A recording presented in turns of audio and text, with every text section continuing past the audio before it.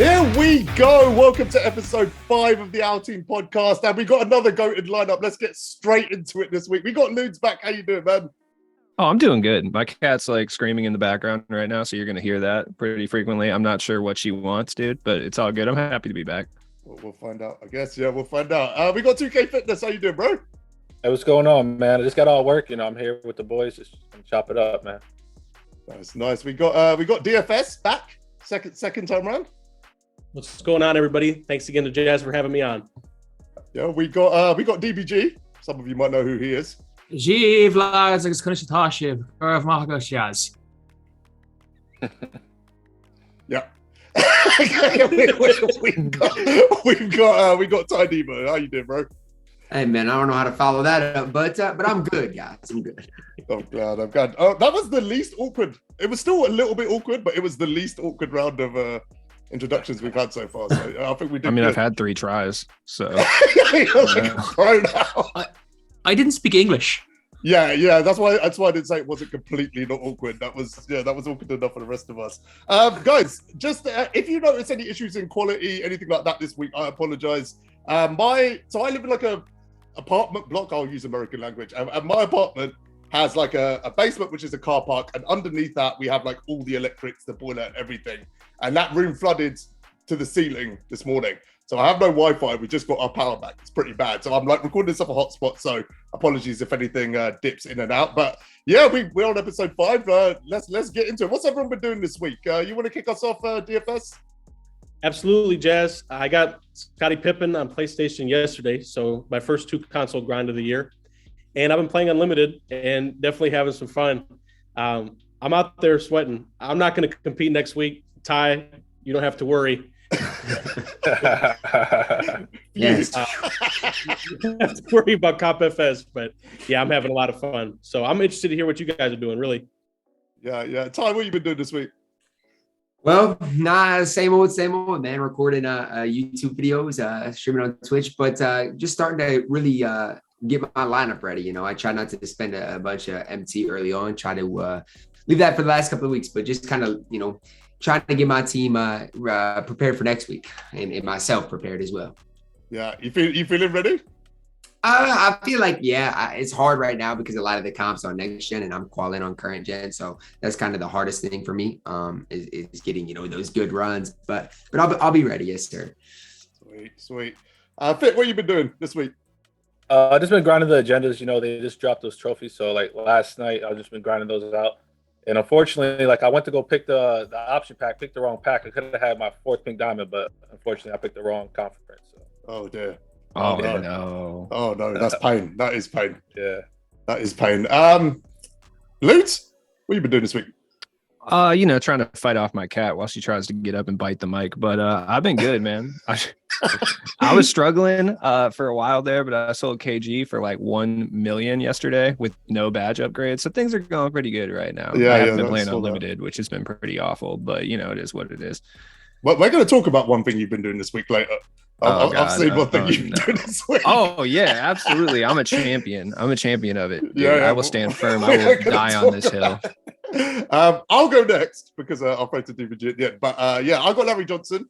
I got Big Z. It's been a good week, good productive week. I feel like I haven't played the game that much, but I've got like a lot done this week. No, that's what I feel like. DBG, what have you been doing this week? I've been posting people up with Sean Livingston and Alex English. Successfully? Of course, yeah. Drop stepper. You know it. You better believe I've got goal post, spin technician, dream shake, and drop stepper on both of those guys. So if you were running any point guard other than Dyson Daniels, I'm scoring on you every single possession. What if you were running Derrick Rose? Sorry? What if you were running Derrick Rose? You're getting drop stepped every possession. Sometime last night. I feel like DBG. I feel like you did this last year. No, I feel like it was the exact same thing. No, last year it was only the post spin. This year I learned about the drop. No. There's no ball stripper anymore. The drop step. The drop step's OP this year. I missed that. I missed week 1 DBG when he was actually shooting threes. With the stick, step back leaders. I mean, I missed those days, man. Allen Houston was next level. Blame Mike Wang. It's not my fault. It's not my fault I practiced 2K21 before the game came out. Yeah, you played golf, right? Yeah, I got PGA Tour to figure out the best way to Yeah, move stick up and down. I played PGA. I practiced playing. Didn't play a demo. People were sweating the demo. I was sweating PGA. All right. That's next level dedication. I We ran respect into that. each other last night. You want to talk about that? Yeah. So Jazz was using his budget squad of D-Rose, Mitchell, Scottie Pippen, Big Z, and Larry Johnson. Yeah. And I was using my supposed not budget squad with Sapphire, Benedict Mathurin. I can't even remember who I ran. I had Ori in there. Can't remember who I ran a small forward. And what happened? And I had the Theo dude at center. Guys, can we talk about what the definition of a budget squad is this year, please? I Because mean, I'm lost. I'm on the fence right now. I beat him with 5 free cards, and he said it's not a budget squad. Someone explain it to me. I mean, you spend a lot of time. It's not. You I didn't do. budget out your time on those. My time is worthless. Here now. All right. Hot take. I think Hot like this take. year, it seems like the better cards are the free cards. So like out of my 11-man rotation, I probably run like 2 expensive cards, like KG and Zion.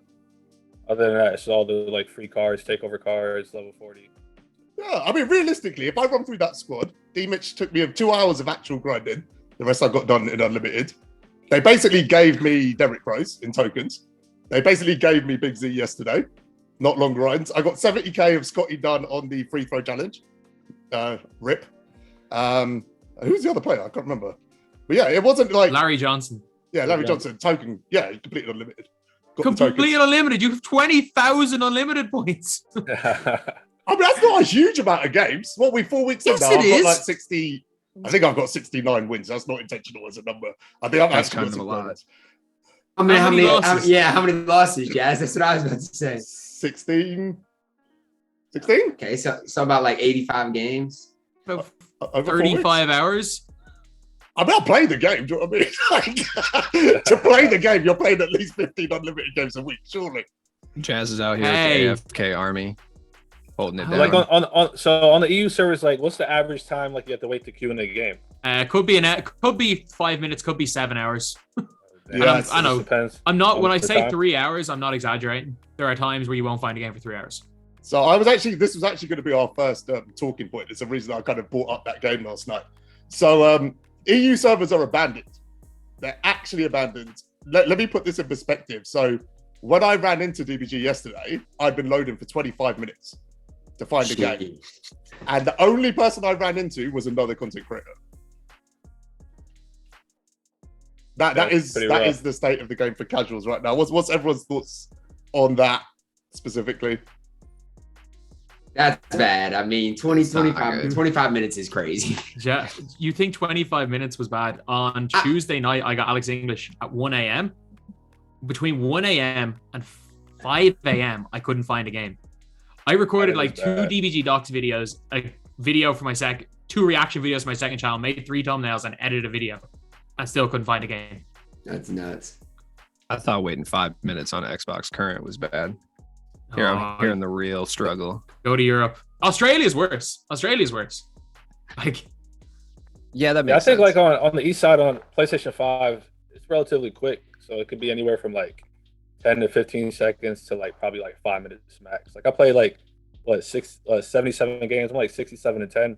You know, not the best record, but I feel like that's decent on like PlayStation Next East. So. That was Hey, a can quick we- flex. can we stop calling Nah. guys that are like 70 and 10 bad records? Like, What's a bad Yeah, record? dude, you guys should see my record, man. Are you serious right now? But here's the deal, DBG. When somebody that literally doesn't play and sits on their shooting guard the entire game, if they have a 40% win percentage, I'm sorry. I'm not calling a guy 50 and 50 average. I'm sorry. I'm not. I can't. I'm sorry. Lou, do you want to comment on that?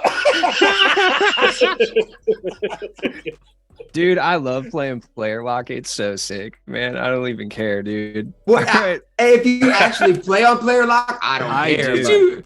Airjack's first ever YouTube video is him losing to a guy on Player Lock. How? How'd you What do you lose mean? to Player I lock beat people with player kinda lock all the crazy time. online. It's like pretty easy. Like I did it by accident. Like I accidentally you know how you click it in the right stick. I did it by once and then went to an unlimited game and I didn't realize to like a few possessions. I beat the kid, but nah, I couldn't play like that. I don't see how that's fun. I've done it All right, accidentally more than once. Like, So I know you want to come in here, you want to argue, and I know you're happy you got Oster tag yesterday. Should have been a PD, but it is what it is. So they're listening to you though. My question is, why do you enjoy playing player lock? All right. So it's multi-layered. One, I suck so bad at this game. All right, that's number one. Number two, I space out a lot for reasons I don't want to get into. Number three, I don't know. It's just a different way to play. So that part's fun, but that's like at the bottom. Really, it's because I suck and I space out a lot. It's playing 5v5 locked in the entire time. Not a whole lot of fun for me sometimes, especially when I'm like on stream, dude. I'm trying to like read chat. I'm super into reading chat. So I don't know. It just bothers me, but I don't know. I think it was just a fun change of pace. And also because every person I played seemed to get incredibly frazzled almost immediately. And that was fun. you ever run into someone else doing it? Yes, I did actually. We were having a player lock battle one game. That was pretty interesting. We were both controlling Jamal Crawford actually, which was really weird. Did you win? I did by like 10. So it's all good. I'm not gonna lie though. My Jamal Crawford scored like 14 points. So like I don't know. My CPU was just going overdrive mode, I guess. Fair. All right, let me bring this back around. So, like, subscribe, all of that stuff. I'm a terrible YouTuber. I forget all of these things, but please do that if you can. I want to talk about this casual conversation. I want to put some time into it today, right? So, this is a big conversation on the game right now. Content creators are being affected as well. Views are down. You can see it. I've told you about the challenges in the EU, things like that. They've obviously dropped a few days of amazing content, right? Which has got everyone who plays the game invested. I would say everyone's probably had quite a bit of fun playing the last few days. Do we think the damage has been done? Or do we think there are enough casuals on the game or will come back to the game to resolve these issues? I mean, I think it'll get resolved, honestly. Like, at the end of the day, the NBA season hasn't started yet. The game hasn't gone on sale. We haven't had holidays. Black Friday, Christmas hasn't popped up. Like, yeah, there's usually more casuals at this point, but is it going to be bad? Yes. Like, but is it going to be horrible to the point like we're seeing right now? No, I think it'll be a little bit better. But once casuals start getting on the game and then go get bopped in unlimited, they're going to stop playing immediately. Yeah, I think for me right now, the biggest problem is like casuals, and I know DBG might agree with this, but casuals in the past used to be able to build a team for like 50K, and right now there's like, I mean, you can. It's hard. It's hard to build a team for cheap right now without having to spend a bunch of time. Like obviously, like we've said, a lot of the cards are free, but like for the average person that doesn't have the time, it's hard. Like, who are you gonna hoop with? I mean, all you got is the Evo cards, but that's really it. It's not even that. Too. There are a lot of every single competent budget player that we've gotten is one of two things: a cone or an inside big. Yeah, that's true. We've got a lot of budget inside bigs. I mean, yeah, you could go. The list goes on. But like at the point guard position, I mean, like who? Andre Miller. Like who do you got? I mean, Sean Livingston. I mean, there's one way of using Sean Livingston, and it's posting up with Sean Livingston. Facts. But if you're not posting up with him, he's worthless. I don't know. If you're on current, he can rim run. He's pretty annoying in that regard. That's about it, though. Yeah. Yeah, till you go on current and start getting like rim ran by these little 17-year-olds with NBA YoungBoy profile pictures, dude. You don't know what life is, man. It's horrible. Flight reacts in the middle of their court. Oh, absolutely. That or like some really generic anime stuff. Usually, I know they're about to be super sweaty and haven't showered in like weeks at that point. That's your fault, Ty. None of this happened until the deep hash tutorial. Oh, no. That's crazy that I'm getting the blame for that. Jazz was in my stream when I ran into a fake TyDeBo the other day. Actually. Oh, that was wild. Yeah, he had the full Ty theme team, dude. It was nuts. For a second, I thought it was you, but he was 24. Trash. Yeah. He had the full Timberwolves court. Same everything. It was wild. We legit thought it was you until we put up a shot and we were like, that's definitely not time. I think it's crazy how many people are wearing like the Timberwolves jerseys though. I'm not saying it's because of me, but I'm just saying like it's because of you. It's ridiculous. Like how many two-way blanks do you come up against? Two-way something. it's crazy. I came up with one the other day, and I sat there looking at my screen like, wow, are we serious? Like, This hey, man's team name was TyDeBo 24. Like, Yo, he didn't even crazy. try to disguise it. He said, "Nah, man, I'm #1 fan, dude. That guy's gonna be like outside your house one day." no, that'd be crazy. Well, you know you're facing a sweat if you see anyone with 2A to start the name or I'm just. It's facts. A lot of I'm just as well. Or the three eyes on either end. I don't know. Oh, what Two that is. eyes, yeah. Yeah. Unless it's you see I Ben Wallace, then you know it's a free win. Is that Jacob? Then that's Jacobs, yeah. That's 100%. Jacob catching strays this early in the podcast is crazy. I don't know. He's owed one after. Has anyone seen his Carlo rant on this podcast? Yes, I was there. He roasted Carlo. He wasn't wrong. For about a week, Carlo may have been the worst player to ever pick up a controller in this game. Week 1, Carlo might be the worst player I've ever seen. He was like said 20 there's and no one 100. worse on God's green earth at this game right now than Carlo. That's what That he was said. so random. Like, I don't know where he just roasted Carlo, man. I'll never forget that. Man, poor Carlo, man. Yeah.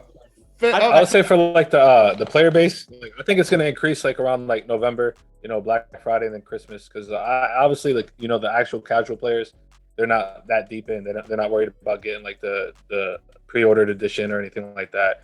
They're mostly kids, don't have their own funds. They're just waiting for their parents to buy them the game. What like if they do jump on in November, are they not going to struggle? Like the difficulty in this game, like the first week, I was garbage, absolute garbage at this game. Someone jumping on in November against competent competition, people who have got used to the game, people who can green consistently now.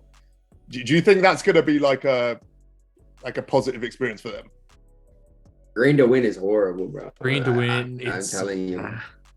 It's bad. I've said it. I don't care if you're comp. I don't care if you're whoever. It's a horrible concept. It is. I mean, even the guys that can green the most complain now because they're spiking. Huh.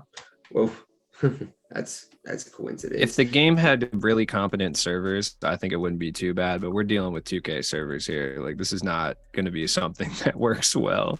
I mean, every time I complain about the spikes or anything like that, people are like, "Yo, you just need to get better." I'm like, "Well, obviously, but like, I don't think that's the issue right now." Has anyone noticed in terms of just people talking about like skill gap and get better? Has anyone noticed the ball in the last like week or so starts going through players way more than ever? Oh yeah. Like the ball, I've had the ball go through my players' chests multiple times. Like not their hand, their chest. Yeah, It's hard to get there's blitzes. defensive animations I just don't understand in this game. I mean, That's why I don't kind of disagree with the whole green to win thing. It's because it's simple to score in the paint. That's why I feel like there's a balance. So like, yeah, there's a skill gap to shooting, but you don't have to have any skill to run to the paint and press square. You're gonna hit a 40, a 50%, and majority of the time it's going in, contested or not. And I get that, but like, is that fun for the average player though? That's what I'm running. Or would they rather go around screens with like I don't know. I'm just gonna throw like let's say we get a budget. I don't know, another budget Steph in the future. You know what I'm saying? That's my whole thing. I think it's very difficult for a average to below average player to have fun playing the game right now. Because unless you have a lot of MT, the only real way you're scoring is by dumping it into a big man, throwing up 17 pump fakes and hoping to get a layup. Yeah, it's kind of crazy because like you see trends when you're playing online, right? I've noticed more often if you green 2 shots in a row, your opponent quits. Like how often that happens? Like they just check out. That hasn't happened once for me. You I've haven't dropped green 2 shots 40 in a on row. people with Jokic and they stay in the games. because It's 'cause everybody knows who you are. Or it's because you're running Jokic. Have you green 2 shots in a row? You just watch. Have you just watch my last video? Watch my last video. The postman delivered. Jazz. The postman always deliver. Don't forget that. Do you know how many threes you hit against me yesterday? 0 because I didn't have anyone that could shoot. Because I had Sean Livingston. I was only Sapphires and Sean Livingston, and you were the best damn team in the game. Answer. Zero is crazy. See, with the whole thing, like hitting 2 greens and then somebody quitting, I feel like that's like more common in like TTO or clutch time, where you're not rewarded for staying in the game and losing. Yeah, that happens to me all the time. TTO, I go up 6-0, 9-0, dude quits out, I don't get the win. But limited, you get points for losing, or so they just Right. stay in. I feel like in my team limited, I get a lot of quits too. Yeah, Because I've got a obviously- quick story I want to share, if that's all right. Oh, Yeah, please. the popcorn. I go. played a guy like literally like an hour ago in limited. He was shooting with Matherin and he was just missing everything. And he airballed it, but it hit the backboard and then he just quit before the shot hit the ground. And I was just like, this is crazy right now, man. I mean, I'm getting better at shooting. It's definitely a process. Next gen, I'm not very good, but I'm doing okay. But it's crazy to see, especially coming out of 22. You know, we got to learn it all over again. So I've seen you Hey, but shooting if- 40%. Yeah, but if that kid would airball one more time, maybe his whole team would have got team take. That's how it is this year. You know what I'm saying? 3 airballs, the whole team lights up. That is the most team take has to be the most Crazy. random thing in the game this year. Yeah. Does anyone know how it's triggered? Yeah, I Like wanna know. I posted No clue. somebody and then I've gone a 10-0 run ending on a poster dunk after they've turned the ball over 3 times in a row and their whole team got team takeover. Bro, I threw a don't pass understand the it. other day and my opponent got takeover. I was like, what happened in that pass? what, was it his positioning? What did it? Yeah, I don't Like if we understand. ask that question and then Ty doesn't answer immediately, I know something's wrong with team takeover. Hey, I have no idea. Yeah, no, see, Literally that's not good. No clue. It is when you guys say the most random thing in the world. It is. I mean, it's not after like a deflect. Like it's literally like Jazz said. He'll pass the ball from out of bounds to inbounds. Oh, he got team badge now. Yeah, that's what It's I'm like saying. what?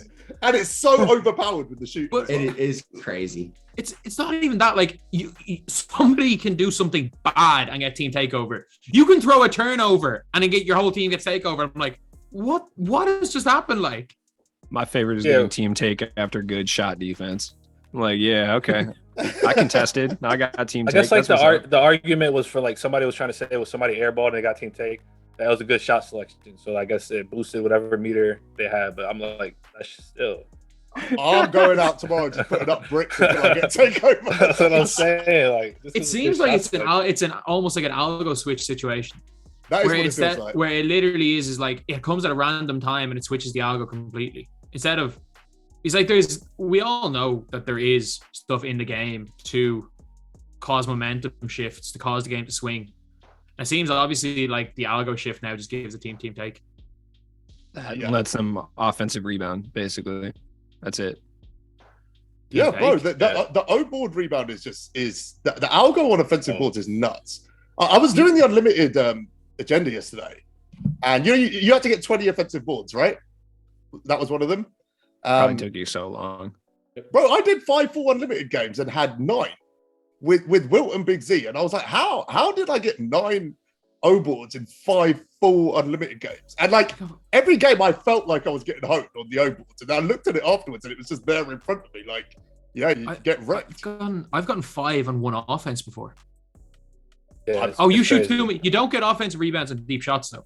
You get offensive rebounds when you run to the paint, miss, and then the same player that missed catches the rebound because they're positioning, and they miss and catch their own rebound again, and miss and catch I their own mean, rebound again. 50% of my possessions are like, pick and roll. Even if I take the shot, I've got Wilt or Z driving into the paint to get that board.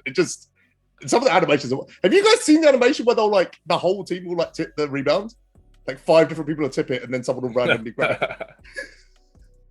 I know, like Splash mentioned it. I guess it's like Splash was saying something like the offense reacts a little bit faster than defense. Because there's several times I pluck it or I'm in the lane and I tip it, and somehow it always lands in back in their hands every time. Yeah, Yeah. It's wild. I just want to like just kind of keep this stuff on the casual thing for a second. So I want to talk to you guys about something else that happened the other day, right? So I told you guys how like abandoned EU servers are. So I did a clutch time run, right? Like a tier run. I won 10 games. And 8 of those games were against the same person. So 8 of those wins were against that same guy, right? I think like the EU is like a magnifying glass. I always say it's like putting the whole of 2K under a magnifying glass. Like if we're losing 20% in the States, you might not notice it, right? But you lose 20% in the EU and it's really noticeable. So that guy who did load in against me and lost 8 games back to back in a mode where he can't afford to lose more than 3 in a row. Is he going to load up the game tomorrow, do you think? No, I wouldn't. I mean, he played you 8 times though, so I mean, maybe he's resilient, but the average person, if they don't play you that many times, probably not. Yeah, it's a real problem. The reason I'm kind of like talking about this is there's this new mindset that's I've noticed, and I just want to talk about it for a second because I call it a grind set, but yeah. Yeah, no, there's a new mindset. Look, I do this podcast every week, right? And the goal of this podcast is for like to get every opinion across, right? And whatever's said on this podcast, whether I agree with it, whether I disagree with it, like I'll let it kind of get out there because it's an important opinion in the community. But there is one opinion right now that I can't stand, and I'm just going to address it now. It really, really bothers me. Have you seen this new kind of flex mentality? Like, I'm really good at the game, and if you're not, screw you. You don't matter. Have you guys seen this stuff? Like, is it not important to all of us that casuals play this game? I feel like people don't understand the casual to comp ecosystem that's like really well balanced in this game for the past couple of years that now just doesn't exist anymore.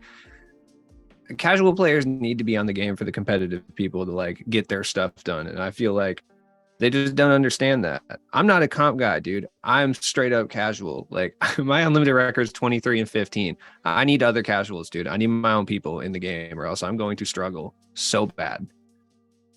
Yeah. There's just so many layers to it, I think. Like, you know, we've got content creators on this call right now. Like DBG, Ty, you guys speak to this about YouTube. Like, is it important to get casuals on the game for you guys? I feel like for our channels, I mean, at least mine, I mean, a lot of what I do is informational. So, I mean, everybody wants to watch that. Like, you know, obviously when I do a gameplay of, let's say, Kawhi Leonard, the average casual is not going to watch that, you know, and that type of stuff. So, I mean, I just feel like for everybody, it's important that casuals are on the game. Now, one thing I personally think, and this is my opinion, is one thing that ruins it for like competitive players is like, let's say I load into a game of limits in which the casual player is getting nothing. If I'm up 26-4, that's what frustrates me. It's like I'm running the casual off the game. There's no way if I'm up 26-4, the casual is gonna load up tomorrow. So that's where I'm like, and literally in a limited game yesterday on my road to 250, I was down 8-0. I quit. I'm like, look, it's one of those things. I feel like we just need to help each other out. So that's kind of my point on it, but I don't know. There needs to be some sort of a mercy rule. Because like, I played Madden and I'm like the worst Madden player ever. And in my very first game, it flashed up on screen.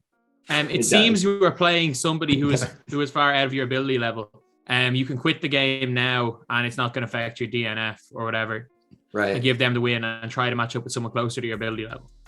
Like there should be something like that in the game because like there's no one benefits by getting popped by 100 points.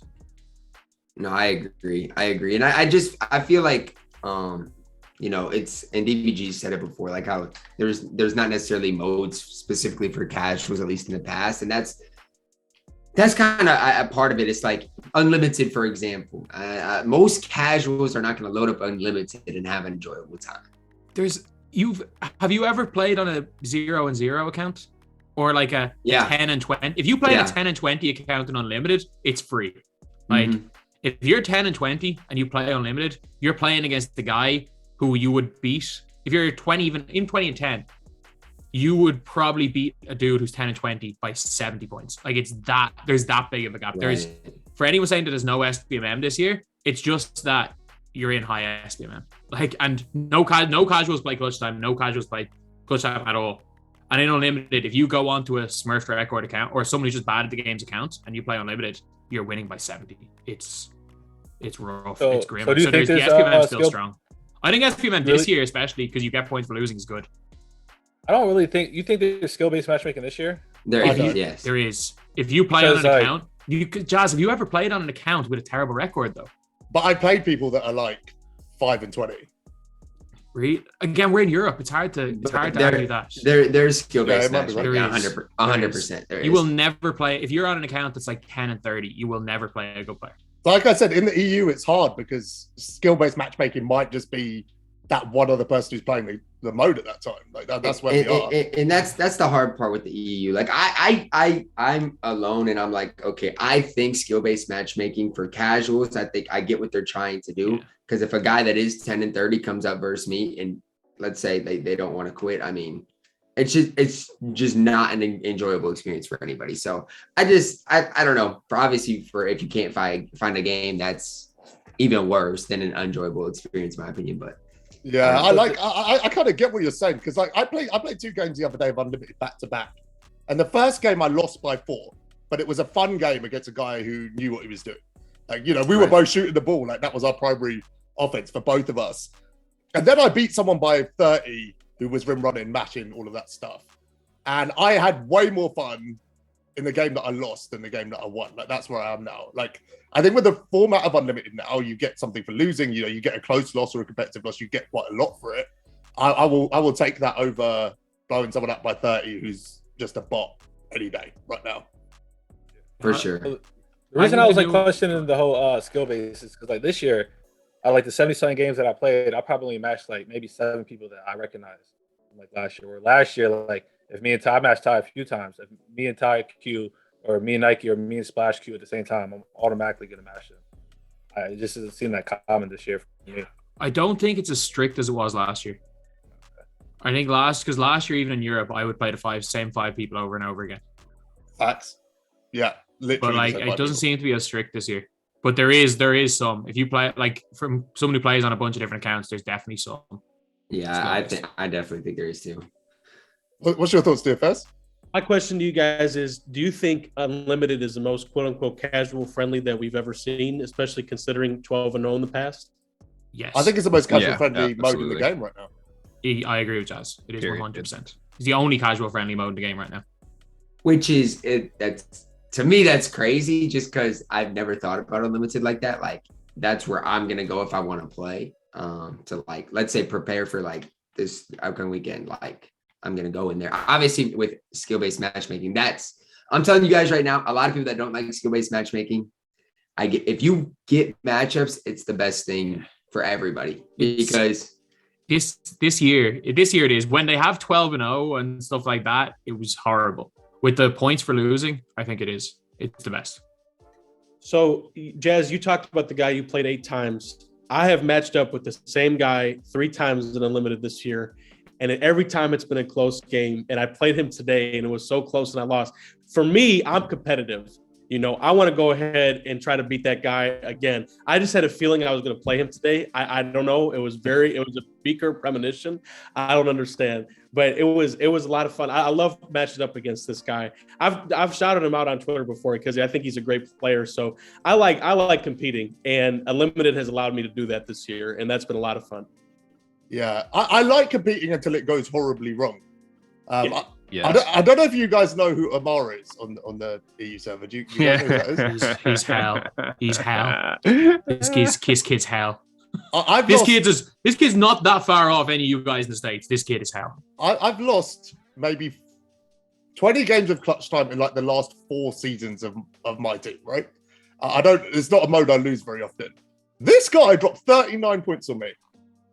Dude, he greened a moving Giannis 3 in clutch time. No, moving Giannis 4. Oh, I'm sorry, a 4. I literally put the controller down. I was like, what just happened? He greened 2 threes with Wilt. That was the moment where I was like, I don't want to compete anymore. Bring the casuals back, please. I don't want to be running. Look, I was on Discord and I got the live feed on Jazz playing this dude, and I've never seen anybody more confused in my entire life. Just pure puzzled looks. Like, he has no idea what's going on. It's like if you took like a Make-A-Wish kid and put him one-on-one against Kobe. Like, that's basically what happened. Real bad. I want Amar to qualify. If he can get to the States for quals, he would have a shot. If it was right now, he'd have a shot. Yeah, he's the best person. I've played a lot of comp players like in the EU. No one's been close to where he is. He is in a different stratosphere. Danto's good as well. Danto's very good as well. When you say right now, are you saying that anticipating some sort of patch, perhaps, from 2K maybe? No, I'm saying that because as the year goes on, the American guys scrim more with each other. They play more tournaments against each other, against high-level players. Yeah. And the more better players you play against, the better you're going to get. It's why at the start of the year, the top guy, there's not that much of a difference between, say, the top guys in the EU and the likes of Ty, Splash, and those guys. And as the year goes on, the top of the top starts to separate themselves because they play against more high-level competition. They just get better. Whereas in the EU, Amara has Danto, there's not that much competition. Amara's running everyone by 50. You're not going to get better doing that. Yeah. Speaking of patches, there clearly was something yesterday. Hey, have you guys noticed this on the quits? I have. Yeah, I seen your tweet about that, but then I also just recently seen Bio within like the last hour or something and tweet about it, saying that you're still getting losses for quits. So I think what they've done is reduced the time. I think that's what they've done. I don't think it's been eliminated. So I think, it was like 2 minutes that you could be up by 12 and still get a loss. Yeah. I think they've reduced it to like 30 seconds. I think that's where it's at, which is huge. That's a big positive, because already yesterday I was getting wins where I wouldn't have otherwise. But they're obviously in a race to get this fully resolved by next week, right? Because quals are creeping up on us. If it is still at 30 seconds, is that not a big problem? The only thing I think is that on current gen, somebody sees your lineup, they're gone. Like that's what bugs me. That's true. On next gen, I feel like, you do settings, nobody's gonna, I personally think, 30 seconds is fine, but on current gen, that worries me a little bit. Yeah. I'm just hoping there's not guys who are doing that in 250K quals, because why would you even go at that point? Why would you why would you load up for that? Why are you wasting your afternoon doing this? I'm going to waste my afternoon winning one game and getting blown out by 50, but like, I'm going to stay in the game. I think like if they qualified and they're going to try, I think they'll go at least past 30 seconds. They're going to at least attempt it, Yeah, as long as they load into the game, they should be fine. But I think you guys are underestimating how many trolls are in that play that tournament. That's true. If you stream it, they're going to definitely be there. If a big player gets knocked out, that's going to be nuts over that issue. Is that a requirement this year? Are they requiring people to stream it or what? Because I know there's a lot of controversy last year, so I'm interested to see if that's going to come back. I don't think that's the thing. So who knows? It could be a disaster again. I don't know. Yeah. Has the quit issue been playing on your mind, Ty? It must be, right? The quit issue, not really. Since they fixed it, no. Before then, it's like, okay, when you are playing, what's the best, strategy to it, because right now since you can preset your defensive settings, if I match up versus a guy that has a horrible team, I might not even do settings. If it wasn't in the game at all, I might not even do settings, because in past years you want to be as quick as you can in the settings, and so if it's 2 minutes, then you have to maybe think about that a little bit more. But now I don't think I'm not as worried about it, especially if I was on next gen. Cool. Well, what's everyone's thoughts on the qualifiers going to 6 hours? It's not. It's 4. Is it 4? Was that a misprint? I think they took that tweet down. I believe. Was it literally a misprint? Yeah. That's crazy. Oh, okay. I kind of like the fact that it would be 6 hours, because it'd be last man standing. 6 hours is enough. It's crazy. You don't know how hard it is to focus for 4 hours. I make that 6 hours. Yeah. I'm just watching, you know what I mean? I'm not playing. Yeah, no, this is from a watching perspective. I'm down for that as a viewer, I'm down for that, like as a streamer. I don't need to play. I'm just there clicking through streams. Oh, here's this guy. I've never heard of this guy here. He's playing quals. Oh, he's down by 47 points. Yeah, let's click out of him. It's not even trying to win for 6 hours. It's trying not to get an error code for 6 hours. Is probably going to be the biggest problem. The worst part to me about quals is it's like you play so many horrible people in quals. And I'm not taking shots at any, I'm just saying from a comp perspective. And you're so worried about speeding the game up, scoring as many points as possible. And then you match up versus Sweat, and you just have to completely change how you play. It's just, that's the worst part about quals to me. And so 6 hours would be nuts. I can't even play for 4 hours. I don't know how you do it. That you must be drained at the end of that. Yeah, you are 100% drained. Yes. So here, I'm gonna put on my TyDeBo headband right here. Oh god, jeez. Yeah. Top FS and 2K21. I need to get a new headband. I played in the quals, and I think I won 2 in a row right away. I made a couple guys. Yeah. There was a picture I have on my phone somewhere. I was 40th in the world on Xbox, not 4th, but 40th. And then I just say, you know what? I'm going to quit while I'm ahead. I'll watch somebody else play. So to imagine going and see those guys play for 6 hours. 6 hours, I think, Jazz, I think is a little excessive. I think 4 hours is a lot. But yeah, I'm excited. I'm excited to watch all you guys. I wish all you guys the best of luck. Ty, you know I'll be in your stream, man. Let me ask a question, appreciate since you. it's like one of those things that near universally people don't like the qualifying system that we have, right? What would be the ideal qualifying system? To me, and obviously this is a difficult thing, but I think they there's a lot of different things that I think they could do. That I think they could implement something like a weekend league. Obviously, they'd have to prevent boosting, whatever. But let's say, they take a weekend league over, 4 or 6, whatever weeks. Okay. Then you have like a tournament with, I don't know, however many players, like let's just go 132. Boom, boom, boom. Top 4 advance. I don't know. I just think this current qualifying system is horrible. ESL did a pretty decent job with their qualifying system outside of their not obviously the one dude that I don't know if DBG remembers that cheated. But someone did it. Someone that, did cheated to make the final in the UK one. They cheated the whole way. They fake results till the very final. But people are cheating during the actual 250K tournament. So what do we like? So I don't know. I get where you're coming from. One thing that I've realized is that as bad as the tournament is as a competitive thing, the whole purpose of the tournament isn't necessarily to be this competition. It's for everyone to feel like they have a chance of getting involved. There's a reason why it's getting to the Emerald tier. Because they would rather have, let's just say hypothetical, 50,000 people play this tournament, and then have, if they ran the other one, there might be 200 entries. No, you're exactly right. If you ran another one, it might be 200. It might be a better test of skill, but your entries cut by a factor of like 80%. They basically define it as a game mode, don't they? That's basically how it's perceived in the game. It's not it's been there long enough, and there's been so many issues that the tournament is there as a PR thing to get people to play more than it is for anything. Mm-hmm. And I know comp players do take it seriously, but it is there as a PR thing. And we can tell the biggest factor is that a dude sold his account last year. We all knew he sold his account last year. It was public knowledge that his account was sold last year, and the guy who bought the account was still allowed to play.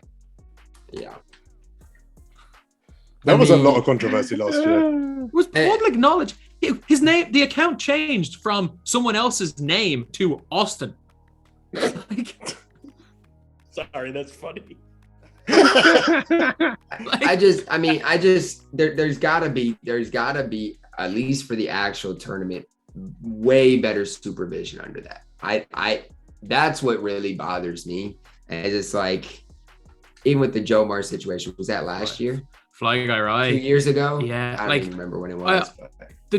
Justin and Deeds apparently just weren't allowed back into the tournament. They lost to someone that wasn't in the tournament. Yeah, the craziest part about it is it wasn't even just one person playing during the 250K tournament. They switched after a couple games. But they knew who it was. Like, the guy had his own signature jerseys. We knew who they were. It was. There's been plenty of issues. I will say about quals, for the most part, they get the best guys in. For the most part, say what you want, they get. Chandler that's last year. That's the one redeeming quality, though. If you look at the last 2 years, the best player still won. Part, I think about Isaac. How many times he's come 5th? But it's a lot of it. Yes, but he's also lost in some quals too. That's the worst luck, dude. I'll say Nike kind of got shafted. TJ got error code. Schultz got the worst. He lost by 1 point twice. The error code issue, yes, that's a problem, but that's not the qual system. That's just the error code. Yes, I agree with them banning people for boosting, right? But again, I don't think that's necessarily this. I guess it's a system, but I feel like that's the supervision of stuff more than anything. I don't know. I don't know. Looking at the leaderboards, I'm pretty sure the top 4 qualifiers are all going to be MT sites this year. Like, these guys, they know how to get wins. I have a question for Ty, because you know the best out of anybody here. Would you say, there's a lot of good competition in it each year? The actual tournament, yeah, but I also think they don't get all the best guys in. For the most part, they do, but there's no reason a guy like I think it was 2 years ago. Yeah, Jinsanity 2 years ago didn't actually get in the tournament. You know what I'm saying? Like, there's no reason for that. You know, and because if you do quads like the way I said previously, he's gonna finish top 4 in one of those. You know. But then there was like up until the week of Skip, rest in peace, qualified on 3 different accounts. Yeah, you're right. Like it was people were even joking. It's like it's Skip versus the field right now. You're like right. the only reason he wouldn't have got caught if he didn't enter one of his accounts as Skip the Gamer and then Skip to my loot. He wouldn't have got caught otherwise. I mean, just think about it. Think about it, DBG. If you, let's say we're a top 2 player in the world, think about what, obviously, I mean, if there was no suspicion, they're not going to say anything. I mean, you could literally be on 4. You could play on PlayStation, next, current, Xbox, next, current, just change it. I'm just saying they, during the tournament, need to require some sort of more than they do. Guys. Who was Cold Winter? We'll never know. Never know. It was actually some like 38-year-old dude who knew nothing about Comp 2K and just got the luckiest qualifier run ever. Sounds like me. Yeah, for real. It was Jazz, actually, 100%. Might be my, That's why he got the comp Jazz out here. He's been there before. He's been on this stage. What do we think about the finals being in person this year? You think that's going to change the dynamic? I think it'll be a lot of fun if I get there. That's one thing I was kind of upset about. Is like, dang, the first guys, they got to go to the All-Star game, meet some like that. I feel like the experience would be super cool. Super cool. It's like way before after the All-Star game, but if you don't get there, they're definitely bringing you there as some sort of commentator. They're gonna make you hand them the check. I don't think they will. I don't think they 100% will. Like, you're not me. They don't have a grudge out against you. Oh no. Oh no. What's the meta squad right now? Fit, what do you reckon the meta squad? If you were loading into 250 today, what's the squad you're running? The one thing about it, I can tell you what my lineup is right now. Oh, I thought Lutz was going to say something about his squad. I know he's competing. Like right now, I got like my starting lineup is D Mitch, Iggy, Scottie Pippen, James Worthy, KG. Then off the bench, I got Derrick Rose, Benedict, Larry Johnson, Sean Kemp, Zion, and then the bonus is like my 11th man. Imagine trying to stop Sean Livingston with that lineup. The postmen always deliver. You can't beat them with them. D Mitch can drop step every possession. One thing I like this year is just I feel like we're going to see a bunch of variety. Yeah, definitely. Yeah, it's going to be lineups. Awesome. I like that. I really That's do. what I liked about the tournament last year. I mean, I was seeing like Mo Peterson in the mix. Like I saw a Hito at one point. Diamond. The thing about the lineups this year, like I know I heard Ty say it while he was streaming, it's so hard to match. It's so hard to hide a player. Like I try to hide D Mitch, and they're searching for him. Like Ty said, he's gonna find the player and just run at him. It's so hard to hide a player this year. It is, and that's like the deal with Wilt. Everybody's like, Wilt's must ran. It's like, yeah, but if you run Wilt, you can't. I mean, if you run Wilt, then it's like you got to run your pick and roll through him, and you can't attack, let's say, Ja or D Rose. So, I mean, there's just a lot to think about when it comes to that type of stuff. And then Wilt's gonna snag on you if you run in. That's the strat. You just have a whole team full of people you're supposed to hide. Confuses them. Who do they attack, right? I mean, yeah, who are you going to attack when all 10 people are terrible? One of the most interesting things, like one of the things I'm looking forward to about just watching comp in general this year is the strategy is going to be different this year, right? Because everyone's running 30-man lineups. Like I'm the same, right? You know, I have different options on the bench for different play styles. We always had like 10. I think it's going to be super interesting to see how that plays out, like strategy-wise, what people are going to choose to run, how people are going to mix it up during games. No contracts is a big benefit. I know it has the drawback of cards being stupidly expensive, but I don't think that's more of a people have found a way to just abuse it more than it is a problem with no contracts. I think the benefits outweigh the negatives with that. I've seen people call for contracts to come back, and I just want to slap them, dude. I'm like, please stop. Please stop doing this. I don't care about your 2,500 MTs. Shut up, please. Stop. The biggest thing for contracts for me is just the amount of time it saves. Honestly, that's like the biggest thing for me. Just ending a game, going into another game straight away.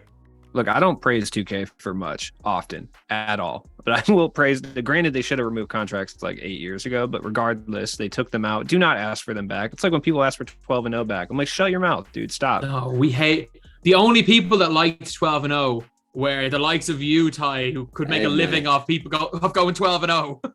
You'd be surprised by how many games of Unlimited I used to play. And I know I had my record up there one time. It was like crazy. You won like 900 straight or something. Yeah, I remember nuts. One month I got like 110 or 120 12-0s done in 1 month. And it's just like back then it's like my life was a lot different. That was right when I was starting. I would literally work for probably 17 to 20 hours a day. Like just on the game. You went like, full it was on ridiculous. You went full on DBG mode. You should never go full on DBG. The closest I ever came to 12-0 was in 2K20, and Ty used my account like 7 times in a row. I was like 11-0, and then I lost my only game, dude. It was so depressing. You're lucky you didn't do it last year because you would have got that skill-based matchmaking for the next 3 months. Oh, yeah, that would have been bad. My matchmaking was messed up. Did you not use the DBG tactic of find the like 3 bronze players in the game that can actually shoot? Yeah, no, I did, and then I found another person doing it, way better than me. Yeah. Dean Wade. Dean Wade. Oh man, that's still an iconic rant about how I got cooked by Dean Wade. It was horrible. It's the most miserable I've ever been on this game, dude. I like was rethinking my entire life after that. I was like, I need to stop playing this game, dude. 12-0s were like something that we all hated so much, but we all wanted it back because they brought in a worse alternative of you need to play 53 games to even have a chance of going 12-0. Yeah, I would have taken 12-0 over the last 2 years. Yeah. Sure. This year's the best. This year's the best form of Unlimited ever been. Yeah. I'm putting it out there. It's the best. Year. Yeah, please. You're not hearing any nothing negative from me about this here. Please just keep it. Don't change I it. can understand why some like players might want it back though. Like the people who are super good must really want it back, right? Because right now you've got people with like 20 and 100 records that basically have the same outcome. It drives views too, you know. If you're really good, you can tell people how to go 12-0, you know. I blame 2K for my collapse because if they had just rewarded me in those packs, Ty would have used my account one more time. And then I would have got Michael Beasley. You know, Lude, you could have just asked, hey, man, could you... I am not going to bother you, sir. Ask him now. He'll go get it for you. When in doubt, if you're struggling for content, try rig a poll. Vote Zion, lads. Vote Zion. That was crazy. That was literally just like that got so bad. That was the most toxic I've ever seen people be. And it started off as a piss take.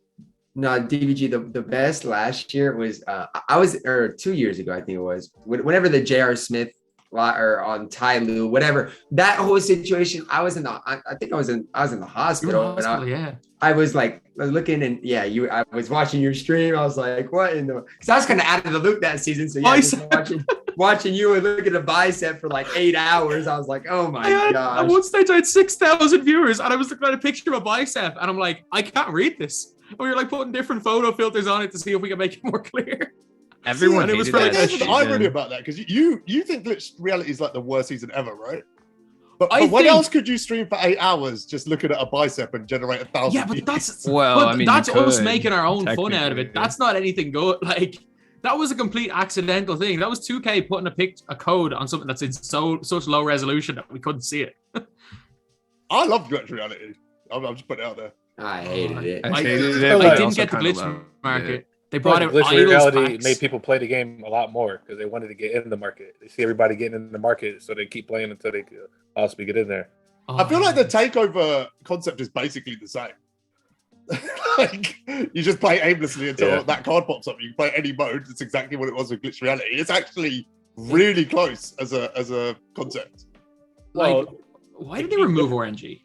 Like, it's about the same odds as winning the lottery at this stage. I haven't got an RNG card yet. Everyone knows what my RNG luck was last year. I think I must have had 400 chances probably at getting the cards. I got nothing. Like one in about 300, and like I'm happy to have gotten one. Like I've beaten the odds. Like I'm the luckiest player in 2K23. We've seen my pack look. I've opened 11 packs and got 2 pink diamonds. That's nuts. Like, Killer Josh ain't here. I'm glad he's not here because he's had some luck. He pulled Pink Diamond. He was Steph from his, chanting 20 RNG bucks. last week, dude. I'm Yeah, not I trying to heard hear that. that I right was like, now, what dude. is going on? No, he pulled Pink Diamond Steph from his 20 limitless box from Unlimited. So he got Kemp in that morning, and that afternoon he pulled Pink Diamond Steph from a free I also box. think there is a correlation between if you already have the card getting RNG, because the amount of people that already have like Darren Williams or Alex English that then go and get a duplicate is nuts. That sounds like some 2Ks. The thing that's always bugged me for years is when they have like a vault event, and then in the past, anytime there was a vault event, the odds of the vault opening go down tremendously. That used to drive me crazy. It's basically the same at that point. It's pretty not tight. But now the odds are like 1 in every 4 TT offline games. Like it used to be like 6 in 10, and now it's like 1 in 4. Yeah, that's the one mode I basically haven't touched. Has anyone else got any RNG takeover cards? Never. I'm the only. We've played probably collective 3,000 games, 2,000 games maybe between us all, and I'm the only one to have gotten one. And I got it in like my first clutch time game. What's everyone going to get from Limited next week? What takeover card are you going to pick up? I grinded for camp, so I'll probably get Jason Kidd, and I got Iggy too, and Mitchell. So I got a lot of them. So I'll probably just get Jason Kidd. Is he been grinding them? Yeah, I've been grinding them. Well, if I don't get Kidd, oh, go ahead. My bad. I've made it my mission to get the Tuesday guys, and I have all those guys. So either Kidd or Kemp looks like the obvious choice. But did you get Baylor? Yeah, did you get Baylor? I was trying to say the same thing. No. I got him the next day. Yeah, I have everybody besides Baylor, so you're just probably Baylor for me. Yeah, I got Baylor. I got most of that done the first day, and I got a late start because I had to take my friend to the airport. And then I came back. I saw the agendas and I said, let's crank this out. And I got them the next day through the agenda. Still haven't got an RNG card yet. You told me you went on an airport run and still got Baylor? That is insanity. That's crazy. Are you telling me you spent 10 hours of your time grinding for that scrub? Yes. Oh no! Like he makes Alex English look like the best player in the game, which he is. DBG, what do you always say? It's content, right? I'm going and streaming it and helping people out and writing almost 1,000 words about it on Reddit. You know, like what? 1,000 words about this? I used to be a sports writer, man. I love writing. If you go on my Reddit page, which Reddit has been kind of toxic this year, but for me, I love helping people out and just showing how to do, whether it be the Baylor grind, the Mitchell grind, or whatever the case may be. I'm always out there trying to do what I can on that platform. And I feel like, those people could really use your guys' help. Yeah, valid. Well, you're telling me to hop on Reddit, dude? I'll go on. What's up? You will make that whole place toxic in about 3 seconds. No. More toxic. No. Toxic. I'll introduce them to methods they can relax. Yeah, just go AFK, guys. Like it will be good. Explain, Luz. You got to explain that AFK thing in a second. But Fit, what takeover player are you going for? Probably the Elgin Baylor because I have everybody besides him. I'm currently playing like the limited games naturally because I'm going for the trophy rewards and stuff. So I'll probably end up getting Jason Kidd. So it'll probably be Elgin Baylor. I'm not gonna lie, Fit. I'm not loading up next week if I'm you. Just let it go. For Elgin Baylor, I'm not, and I loved Elgin in the past. I'm not loading up for him, no sir. What's everyone's thoughts on the takeover grinds at this point? Because I'm gonna be honest, I told you guys it took me 25 minutes to find a clutch time online game last night. It's not even a thought process that crossed my mind. If you're in Europe, just don't do the Friday one. Like Friday takeover for me is a nothing. Like I'll make a video going over the stats. I've not even looked at a Friday takeover card this year, but I'll do all the Tuesday ones. Yeah, I could have. But if the Tuesdays are like English or Williams, I'll do them. I'll do all of them. I like the Tuesdays now. I'd rather have a 7 out of 10 card that we can get than like Mitchell. I think they just gave us a card too good, too easy. Yeah. The Baylor grind is just something that I don't think anyone in their right mind should have done unless they're a content creator. And I think I really like the English and the Mitchell and the Williams grind because they're achievable. And it means that at least if you're not going to do the Friday grind, you have something that you can get. No, I got a problem with Darren Williams. He's not that bad. Oh yeah, so, really? He looks so chubby. I am 22-1 on my nominee spin. The only reason I lost is because that bona fide scrub Darren Williams on my court. He is not better than the starter card Sapphire John Morant. He's not. That dude's horrible. I wasted 2 hours. I don't care. What about these Friday grinds? I wasted 2 hours of my time grinding for that bona fide scrub. Well, you could have wasted 10 hours of your time grinding for the scrub Elgin Baylor. Baylor is only better 2 than hours. Darren Williams, though. Wait, Sorry? time out. You say Elgin Baylor is better than Darren Williams? Yes, 110%. Oh, at least Darren Williams has got half floor general and half dimer. You can run him and pick and pops, and you know what? He's probably the best offline point guard in the game for doing challenges. Baylor's an all-around garbage man. Yeah, He's you know useless. what? DBG Darren Williams release looks like Ronnie 2K. So I don't even want to get into that. Ronnie released And Elgin fire Baylor's last doesn't. year. Elgin Baylor is he's a small forward. He can at least do some other things. He's Darren Williams. He's a 6'5" small forward with a small look at player it. build Look the at his worst release in the game. interior. Look at his interior. Who cares about his You know- interior? He's holding 6'5". Like, if interior matters so much, then why aren't you running Norman Nixon, the best interior for a point guard in the game? Why am I running Donovan Mitchell?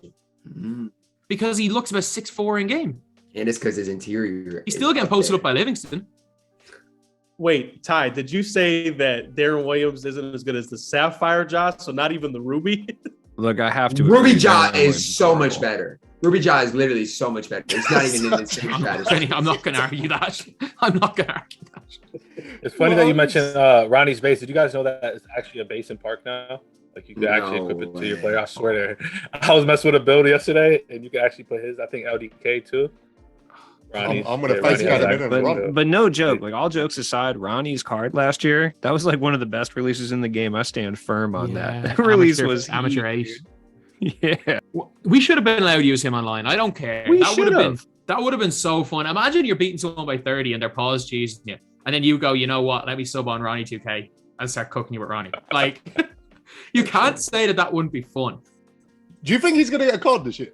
Yeah, they're going to do the same Yeah. crap again because there's offline only cards again. They're going to do the exact same crap as last year, and we're just not going to care at all.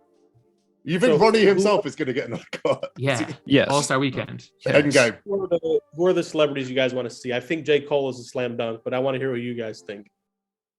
I want Henry Blasian. There you go. He's not. I don't think he's scanned in. I want Mo Moonsey. Man, that's a good topic. And Jazz, I know this is your show, but I would love for us to talk about, content creator cards. That would be fun. Imagine you're cooking someone with two-way rope go. They only scan in celebrities though. They don't scan in content creators. You can If you scan don't yourself in. play 2K, they'll scan you in. They scanned in Gideon, but wouldn't scan in like any 2K creators. They scanned in Mo. They scanned in. If you're a non-2K creator that's involved with 2K, you'll get scanned in. If you're a 2K creator, it's not 2018. You're not getting scanned in anymore. Let's just for hypothetically say, I would love to see, the fellow content creators be in the game. Yeah. You could have Ty playing lanes. You could have Ludes out there, just going out Spacing there. out. Exactly. Just DBG doing 3 pump fakes in the post. Taking leaners. One word, 6 letters, all the different stuff. I don't know. I think that would be fun. It would be, but like, Are we doing realistic height though? It's my team. Can I be 6'6"? Because that's tight. Yeah, Then like fine. we've got Put me in. Henry DeBlasian at 4'11". All that jazz about 5'8". Well, how have I shrunk 2 inches since last time you roasted me? You roasted yourself that time, actually. That was good. And we got IJ just about taller than HTB as well. There's a lot of 6-footers in this call, isn't there? I am not 6 foot. I'm only 5'9". I think the other 3 are all 6 foot. I'm So 6'2". I'm 6'2". I'm like 6'1", 6'2". I'm probably third tallest then. Yeah. Guys, what do you think is the most overrated card this year? Paolo. He's good though. I hate him so much, dude. So much. He sells so bad. He's the worst defender in the game. Is he rated at this stage? I like Paolo. For budget guys, I think he's a really good center. Power He's forward. the card that I hate the most besides Amethyst Giannis. Giannis is the card I hate the absolute most in this entire game. I hate Giannis because every time I play against Giannis, he kills me. But every time I use Giannis, he sucks. When he Yeah, I gets think an there's a update, there's a it's gonna be theme crazy. happening here, DBG. It might be us. Yeah. Hell no. You're acting like you're talking to a person who's like won 15 straight games with Sean Livingston and Alex English as his backcourt. But no, the most overrated player in the game is Pink Diamond Jamrats. No way. He runs the game. Have you played current yet? No. Oh my I've God, watched no, dude, he is a demon on current. It is Really? absolutely ridiculous. His best point guard. Over He will Livingston? do like 720 layups on you and never He miss. he said over Livingston. Jazz, thanks for having. Catch you next time, bro. Yeah. Oh man, I'm trying so hard, like, to have fun making content on this game, and the only time I have fun making content is by hyping up these random ass players. I'm trying so hard to find them. I think Larry Hughes might be my god, Ruby god, because he's the only competent Ruby. Use your we've gotten this year. powers to get a Greg Oster tag in this game, dude. I need it. We got one yesterday. No, he's a gold 73. That doesn't count. I've been Yeah. asking for a 99 for like 6 years, dude. You know it's very likely they released that card just because of you. I hope so. Someone's That's my working whole it. goal in life. You're asking No, for the I say tickets. we didn't get a Dark Matter Pat Burke last year. You got an opal at least. I I'm haven't got stunned we over got an a opal. gold Greg Oster It's St. tag Patrick's ever. Day. There is someone on the dev team that pushed so hard to get Pat Burke and spent years pushing for Pat Burke. I'll say that much. Everyone was like, DBG got Pat Burke. It's like, no, I didn't. I did not. I most definitely did not get Burke. I think the most overrated card is Robert Ory. That Okay, guy's that's defense. facts, He might as also well not be facts. there. He might as Take well that not back. be. No. He's not gonna like that one. He is the guy I targeted. You ran him yesterday, right? I was running through him with Larry Johnson, right? That's what was happening. No, you just scored Will Gauskas because I was running Theo. Larry dropped. You paint matched me the whole game. Larry dropped This is 11. you hear by this 18 guy on points. this guy on the podcast being like, oh, I just have fun and I don't paint match. I have too much pride for that. And I match up against him and he paint matches me every single possession. He's just like all of us. He's just like all of us, lads. I knocked down 3 threes. You knocked down none. I'm just putting it out there. Like that's Yeah, because you paint matched, forced my corners to drop and kicked. yeah. And Those also are you have no 70s shooting. numbers, Jazz. Come on, man. 3 threes. I took 8. I just missed them. Yeah, I don't free down. Now, Robert Ory is defensively, like, he's in my squad. I'm just desperate to get rid of him. I'm just waiting for Kemp to show up. And yeah, I've never seen a card so, like, non-existent defensively at the 4. Not a fan. Any other? Of who? Robert Ory?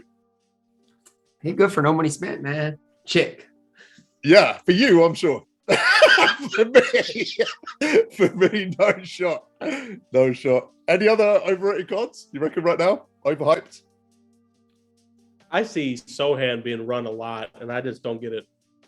I don't like him either. Because, like, I feel like there's a lot better options that you could run. Like, I mean, even yesterday, I would take Bruce Bowen in a heartbeat over him rather than have to do all the steals evos. And I knew you guys talked about that. But yeah, I've gotten, I think there's a lot of cards that I've gotten some mileage out of. I'm running Scotty and Jameson and having a lot of fun with those guys. Just from I know you guys are talking about the budget cards, and my question to you guys is, would you consider Ratliff a budget card, Bowen and Amethyst Kawhi? 2 of the 3, yeah. Bowen and Ratliff are 5K. Kawhi is like 13, 14K. So Bowen and Ratliff, yeah. I'm not gonna lie, all of those are budget. Theo, in a vacuum, sure, 15K is budget. But if you start to build your whole team with 15K cards, you're suddenly up to like 250K. No, I agree. And you're like, that's just too much. But I think if you can build a team, I think previous years it would be like 3K and under. I think like 6 or 7K or under. So like Ori, Drummond, basically half the interior bigs. You can get budget cones and interior bigs, you just can't get anyone else. Right. The budget, Theo the budget Ratliff's point guard good. is what we're really missing. Like, we just need a budget point Yes. guard in the game. Yeah. Like Jerry West desperately. is terrible. He Yeah. just can't move. And He's I see almost as people bad as still Dame. running like the token Amethyst Curry, Yeah. Yeah. like a budget option. I'm still using the Limitless Ami Curry. I think he's the most underrated card in the game. Limitless Curry, Amy is good. He really is. Yeah, he's won me a lot of games, like single-handedly, just having him on the end of my bench. Like if you're down, he's just a weapon to bring on. I'll say the most underrated. I would say probably the Benedict. Like I have enough MT where I could go buy whatever card I want, like with my lineup. I just really haven't bought that many cards because the free cards are so good. But I like that Benedict because his shot's on quick and like you give him any space, he's gonna hit that shot. Benedict's ridiculously good. It's interesting you said that, Phil. Like really interesting because like I'm the same. Like I've got enough MT to get a ton of cards, and 80% of my squad is free. I've just got no desire to go into the auction house right now. Because if you want an upgrade, you're paying $1 million MT. Yeah, they're crazy. Yeah. Like I don't know if you can consider him underrated, but Jazz, I'm gonna give your guy a shout out. Obviously, you were in here in my stream today. I got Larry Johnson. Man, he's fun to use. My favorite card in the game. Yeah. He's got a great jumper. Obviously, yes, he's a little undersized, and I get that. But I think if you run him at the 3, you'd be all right. And I was hitting some 3s with him earlier. I got a snatch block with him for you. So I gave it something for you. But no, I think he's a lot of fun. And again, I don't know if he's underrated. I know you got to put in some work to get the card. But he's been a lot of fun, and I'm running him off the bench, and Unlimited is my backup 3. Are you starting at the 4? Jameson. Okay, yeah, that makes sense. And then Scotty at the 3. Yeah. Any other cards you guys think that are overrated or underrated? Overrated Jaylen Brown.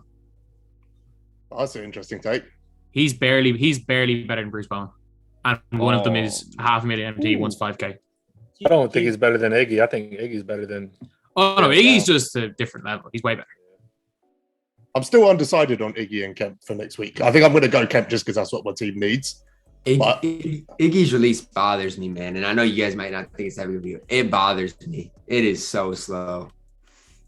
Yeah. I agree. It is slow, but the only time I'm really shooting with Iggy is I'm going to be wide open. So I will say I've used MJ, Scotty, whoever. Iggy is the best on-ball defender in the game. Yeah. Over Scotty, you think? Yeah. He is. On ball. Yeah. I'm not playing him over Scotty because Scotty gives you more. But as far as a pure on-ball defender, yes. Danny Green is up there as well as an on-ball defender. Really good. He's my backup 2 right now. He's got that 80 block and 80 interior. So if someone does go by it, he gets chase defense. Have you guys been hyped at all about any pack drops so far? Nope. No. None this year so far. It's really weird, isn't it? It's a really weird feeling for someone who's played this game for several years to have pack drops on twice a week and have zero reaction to it. Because you know that 2 things are going to happen. On Tuesdays, you're either not going to be able to afford the cards, or you're going to have to grind a bunch of time to get the cards to a usable state. And then on Fridays, they're either severe budget cards, or you're probably not going to be able to afford them. I think also everyone's just distracted by free cards. Yeah. I think that's where the odds are worse than ever, in my opinion, anyway. There's As not somebody who opens packs constantly, I feel like I've had worse odds this year than I have the whole last 2 years. I don't actually think that the odds are worse. I think that the situation is that you're only pulling a card from the promo now 1 of every 6 packs. Whereas last year, even in the non-deluxe, it was 1 of every 2 packs. But you would be getting a bunch of rubies and sapphires as well. So like all of those just random cards you're getting, you would be still getting cards from the promo. And now you're just getting regular season 1 cards. And I understand why they did it, because they thought, oh, let's replace the lower tier cards with an ever-changing bunch of like base set cards. But those base set cards outside of like 3 are straight garbage. I like the idea. Like the idea is cool. Like I like it because I like random cards, like random names to pop up. And with all these random ABA guys that we have now, the names are sick. We need Shard Ford. I'm sorry. Like there's so many, like I know obviously he only played 6 or 7 games, but like, come on, there's not one person that cares if we've gotten Brandon Rush being added back into the game. Whoa, but at least there's a couple of thousand people that would really be hyped if Shard Ford somehow got a card, even if it was a gold. He needs a card, no doubt about it. I agree 100%. To answer your question, Jazz, I was thinking about your tweet because it was, you have thought-provoking tweets all day, every day. I do that. And I was excited to see Kawhi, honestly. He's one of my favorite players, always has been ever since college, really, in the Spurs days. And I've had a lot of good memories using him in 2K. So, I was excited because I thought, okay, he can help me on my PS5 account. I can use the Amethyst card and bring back some good memories, especially from 2K21. See, but this is the thing. You just said, right, you've got Scotty at the 3 and you've got Larry Johnson as backup. Like, where does Kawhi fit into your team? He doesn't. I just want to have fun using him. Like, it's for me, it's just about using different cards. That's the whole purpose of grinding 2 different accounts, is because like last year, I had Amethyst James Harden, who we can all agree was one of the best cards in the game, way ahead of his time. Yeah, I had my favorite card from last year. I had Diamond Terry Rozier, who wasn't anything special, but it was a different card I had on my PS5 account only. And then I had Amethyst Mike Conley, which he wasn't hard to get or anything, but he was a fun card to use. So I just like trying out different cards and not even, I'm playing a lot of Unlimited, but I just like to play with different cards and different lineups and make different teams, whether it be theme teams or whatever the case may be. Guys that either I know or have taken pictures of or whatever. It's just a lot of fun. So, I think it's why crazy. are you sending shots at the homie Brandon Rush? What did he do to you? Why? What did he do? He used to terrorize me in 2K13. I'd be there going out with my gold team, and suddenly I'd see bronze Brandon Rush coming off the bench. Bang, bang, bang. And I'm like, who the hell is this guy? I'm like, oh, he's an 89 3-pointer. Back when everyone was their normal card. No, Brandon Rush terrorized me for too many years. People running all gold players on bronze Brandon Rush. Or all gold players, bronze Gerald Green, or silver Gerald Green, bronze Brandon Rush, and he'd come on. It's like you expect Corver to shoot, you expect Redick. You're like, who the hell is this Rush guy? And by the time you realize who he is, he's hit 3 threes on you, and it's game over. Fair enough. There you go. You got your answer, I think. Still the homie though. We go way back, so Still the homie. Yeah. We need Chris Douglas Roberts in the game, dude. He was so trash. We need him in here. One thing I don't like is that so many cards are now getting default small with their release. They have the Boat, Jared Jack. There's 4 cards in Season 1, Volume 3 that have default small. I saw both that, point guards, Jared Jack and Bino Udrih, both have it. Bino. And like, obviously, Fred Jones has it. There's so many cards in this game with default small. It's the worst release in the game. It is. It's awful. Fred Jones was an absolute miserable card. Yeah, that was the most miserable I've been been this year. Do you know that Fred Jones is in rosters a copy paste of Kobe Bryant, but 6'2" for some reason, and in my team they just made him the worst player in the game. Imagine if he was a Kobe clone, that would have been. That's why I was hyped up before. That's why I hyped him up before release, because I had the game like 3 days early, so I knew everyone's release. So I was like before the game being like, "Oh, this card's gonna be God. We need to get him because look, he was in the dunk contest and he shot well from 3." Without anyone knowing that, no, I knew what his release was. Well, he wouldn't dunk the ball. Do you remember No. the XP? He would No, not he dunk. wouldn't 60 dunk tendency. He wouldn't dunk for a while. You gave us this card and told us to dunk with him, and he can't dunk. Yeah, that was the most miserable I've been playing the game. He was so bad. If you see Fred Jones on the court, you know you've won. Yeah, now, for sure. Yeah, it's rough. Has anybody locked in for Gervin or Granger? I locked in for Gervin. Yeah, how do you feel about that? He didn't look that bad, dude. I feel bad because there's not one card other than Larry Hughes that I like. But I sniped every single card for under 2,000 MT other than Mike, and who I got for 10. So I paid like 25k. So I was like, I might as well. Not bad. Yeah. Like I said, I like the concept. Like I like all these random dudes. Like, who is Blue Edwards? I don't know who that is. I like it.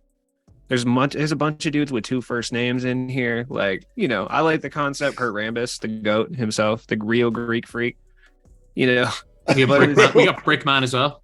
Yeah, they do have Burkowski's out here, dude. Like, this squad is tight. It's just I wish the cards were a little bit more usable. That's it. That's all. I have a Frank Burkowski card. I gotta find it. My dad went to the Bulls-Bucks playoff game and got me a pack of random Bucks cards, and I feel like we're getting some of these guys now. But I promise you, I have Frank Burkowski sitting in there somewhere. I have 15 Royal Ivy rookie cards if anybody wants any. I still have them. Did you think he was going to be good? Yes. Oh, I thought I was investing in my future. I was not. I would love to have like a really just obscure collection, whether it be jerseys or stuff. Like I'm still looking. I haven't been able to find a Kwame Brown Wizards jersey or like a Brian Scalabrine Celtics or Darko Pistons. I was like, I'd love to get those type of jerseys. I have a Scalabrine Bulls jersey. You have Scalabrine Bulls. There's a lot of them going around. Oh yeah, A lot of white Bulls, dudes no, in Chicago love those. yeah, no Scalabrini, no Scalabrini Celtics. I'm trying to go else. Anthony Bennett Cavs jersey, or even more rare maybe. Ty, you might own an Anthony Bennett Timberwolves jersey. Were you hyped when you just got him? No, Why would he be? bro. He helped you lose enough games to get cash. True. That's true, but so did Wesley Johnson. It's not like he's hyping him. Hey, he was the 4th pick in the draft. He was picked over Boogie. Don't disrespect Wesley Johnson. That's how incompetent David Cam was. They traded their best center or they got rid of Al Jefferson, and then we're like, you know what? We don't have a center. Let's go. Should we draft a center? Nah, let's sign Michael Beasley, who's a small forward. Let's draft a small forward instead of drafting the best center. I love Michael Beasley. Well, when I think about David Kahn, I think of Flynn and Rubio back to back, well, especially over Curry. And just it is just a crazy time to be a Timberwolves fan. You guys will appreciate it. They had the whole all white squad. You know, Oh, absolutely. You're talking about the 2013 squad? Oh, man. Rubio They got made investigated. sense, though. Rubio did make sense. If Rubio wasn't going to go back, if he wasn't going to go back to Europe, he was going number 1 in that draft. So that one made sense. Yeah, you know, I've watched a lot of Ricky Rubio over the years. He's not bad, and I know he's probably expected to be more, but I do not like how he plays. I just don't. Did you watch Ricky Rubio when he was 17 in the Olympic final, though? I did not. Like, he outplayed CP3, played 40 minutes for Spain, and he was 17. So, like, if that happened nowadays, right? No, I get. He's going number 1. Like, I get it. Like, he was like Luka before Luka. Like, my whole thing is, yeah, that's what I'm saying. If you're not very quick, which he's not, and you can't shoot, it's just hard. But Luka's obviously a different beast. Yeah. His PD was tight last year. Rubio? Yeah. I don't even remember that card. First player in the game to get Hop Chef. Yep. Speaking of good shots, question for everyone. Was Draymond a sucker punch or no? No. Yeah. I would say yes. Sucker punch? Fit? Sucker punch? I'll say yeah. Like, people say, oh, because Jordan Poole pushed him or whatever, but like, he came in his space. Like, he's lucky that Jordan Poole didn't punch him first. You know what is Jordan Poole supposed to do? Just get back down by Draymond? Oh Yeah. no! Like, no, what? Like how many times we've all, like, it's most of us have, everyone's been in a situation where 2 guys are in each other's face and they just push each other a few times and they get dragged off. Right. Like that, I reckon that happens to every team 2 or 3 times a season. Yeah, And that's what everyone's Paul like, thought was being going like, to oh, happen. this is common at practice. And I'm like, no, I can guarantee you that as NBA player, Superman punching his teammate does not happen more than once a decade. Yeah, I saw a news reporter for the Iowa Hawkeyes. I know but he's like, yeah, this happens. Like, it's getting overblown. I was like, this does not happen. Yeah. No, yes, people get in fights in practice. They have disagreements, but nobody is throwing a punch like that at a teammate. That's the most solid fair. NBA punch I've seen since the Malice at the Palace. Like, if that situation was like in the streets, like a street fight or something, that's probably more common. But professional sports, like, you argue with your teammates all the time. You're gonna push each other, not sucker punch. All I'm saying is, Jordan Poole is lucky that he was stepping backwards. Because if he stepped forward into that punch, that could have been Tim Janovich and Kermit Washington all over again. Did you see him putting up shots 10 minutes later? Have you seen this? Yeah, he ate that, dude. Props to him. Like, Draymond couldn't look any worse. He threw everything he had in that punch. Jordan Poole's shooting free throws 10 minutes later. Did you guys see Draymond's interview? Yeah, After it. Yeah, No. after. I was like Today, yeah. It came out today. It was just. I heard Draymond started it, then went up to Poole, and Poole said something, and then Draymond kept going. Poole pushed him away. And it's like, at every little thing, it's Draymond started it. It's like, realistically, it's Draymond's pissed that they're going to pay Poole and not him. I feel like he starts, every time he drops out of the top 3 in the Warriors, he starts beef with one of them. Yeah. Draymond insisted it had nothing to do with that, but I mean, Hey, look what now. KD left because Draymond. Look at that. And then Draymond has thrown Steve Kerr and the GM under the bus so many times publicly. He's so petty, dude. Like, We do need a card of his in my team, like ASAP though. His release is chick, same as Yeah, we need it ASAP. Like People I don't posting- care about the fight. Put him in now. 99 hands. Yeah. There was literally a tweet that went viral that Draymond's just pissed because he's only got an 81 emerald. Jordan Pool's got a ruby or something. Yeah, he kicked off. He's got the pink diamond. I got absolutely destroyed by one the other day. I'm surprised we haven't Vitamin got a Draymond card yet. We always get a Draymond card early. They're not going to give us a Draymond card anytime soon. No. Like, it's like we're Yeah. not going to see a Miles Bridges card or a Myers Leonard card anytime soon. He got the domination card last year, didn't he? The first one. Right? Is it out of this? Yeah, he was good. Yeah. Bridges he got got one. And Drake got too. Say that again. Bridges got a domination, the Evo, and then Oh yeah, he Drake got did. the current one. So domination. So who's going down this year? Jakob Podol. Is Podol going to have some crazy stuff happen to him? Oh, and Bobby Portis, obviously, he has a domination reward this He year. might. Will he do it again? Will He Portis almost do it killed again? Mirotic, Oh dude. yeah, he's already like. I only look back at that now. Mirotic was out for like 2 months. Yeah. Honestly, as a Bulls fan, wasn't too upset. I despise Mirotic. I really Yeah, he do. missed 6 weeks. He literally missed 6 weeks. It was a glorious 6 weeks. Man, I'm not happy he got punched. I'm just saying he wasn't playing basketball, so that worked out. They're gonna do the same. They're gonna do this. The Warriors are gonna do exactly what the Bulls did. They're gonna trade Poole, aren't they? No way. They'll I trade wouldn't Draymond, trade dude. Poole. Yeah, no Drake- way. Poole has way more longevity and way more You value. trade Draymond to like someone terrible, like you send him over to like New Jersey or something. Brooklyn. You just you have to you try get like Kuminga into like a hypnotist to try make him a nut job like Draymond. And you've got your young Draymond. Because on the court, there's nothing Draymond can do that Kuminga can't. If people keep calling him cum bucket, I'm sure he'll turn into that soon. Shout out King of the fourth quarter for that. That is a horrendous nickname. This That is is, the worst nickname ever. It sounds so. It sounds like it sounds, dude. Like it's not something you want to be known for. yeah, it's pretty bad. Depends on the type of person. Some people would run with that.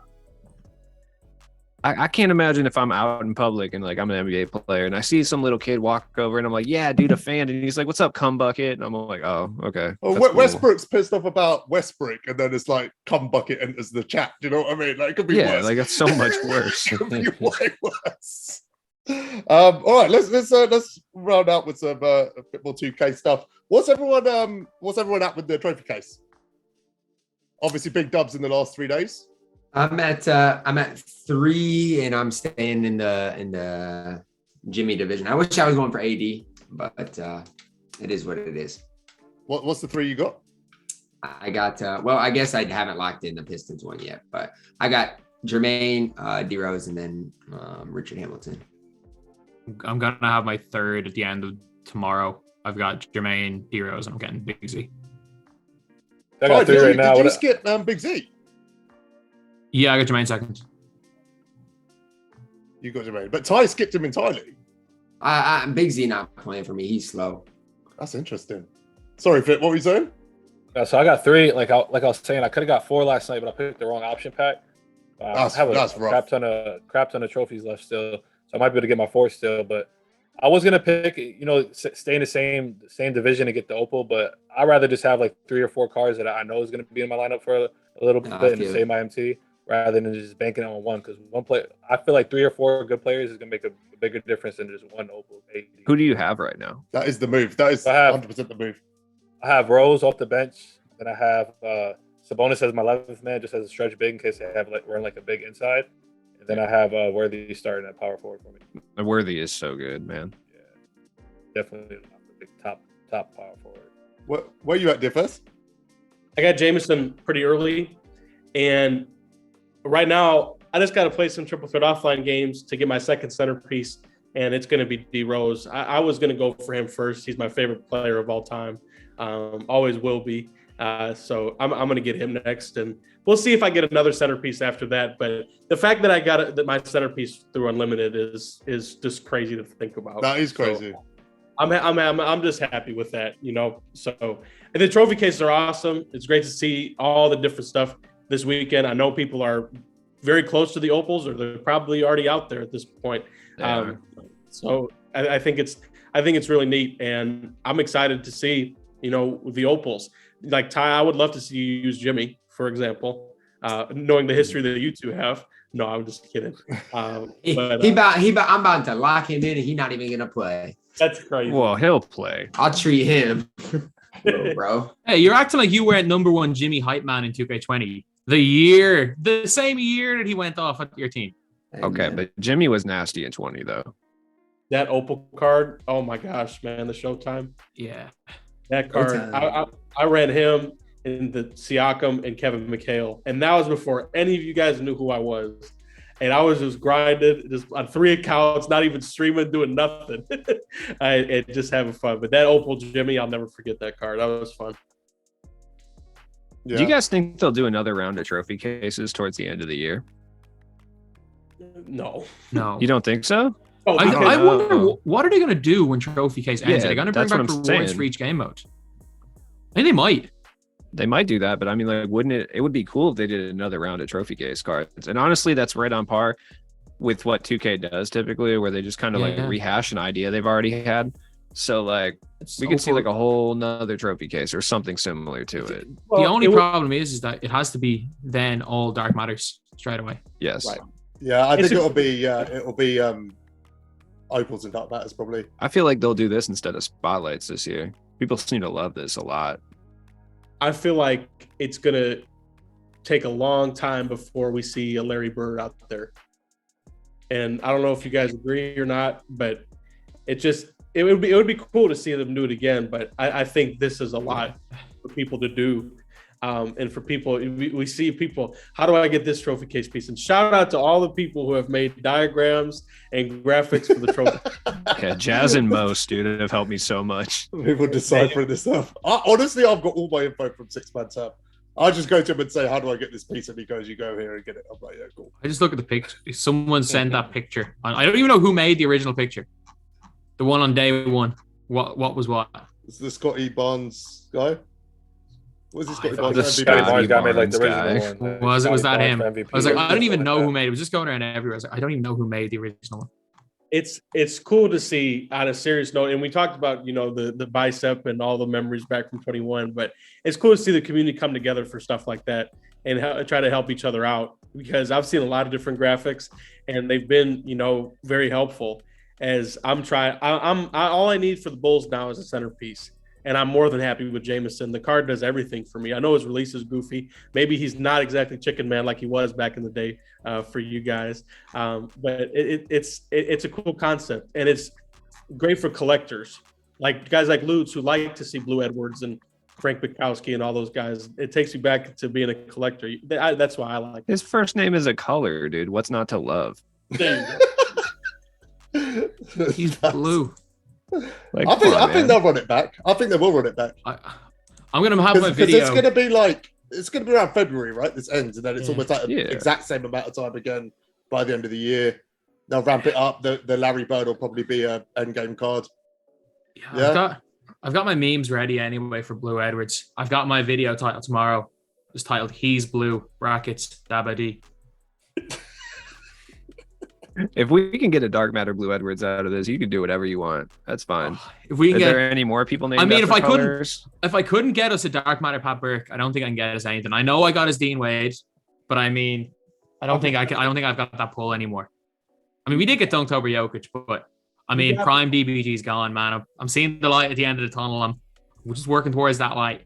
Prime DBG's done. For us? Sorry, you got Poku. Poku, yeah, but everyone had fun with Poku. That meme, where's Poku, the McLovin meme? It's like the McLovin ID card with Poku's face. Do you reckon we're going to get a cracked pack drop next Friday? End of the season, isn't it? It usually is. Well, I feel like every time before quals. Yeah, it's cracked. Not every time, but a lot of time. I think Friday's going to be the first game changing pack drop. Why do we get limited edition? No way. That would be troll. I think we got it last year right before quals. We did. We got a new two pink diamonds during quals, like an hour before quals. I remember quals. that. Yeah, I do remember. Yeah, that was horrible. I mean, I don't care. I wasn't exactly going deep in the quals, so whatever. But like, I think we get limited edition where you can VC only.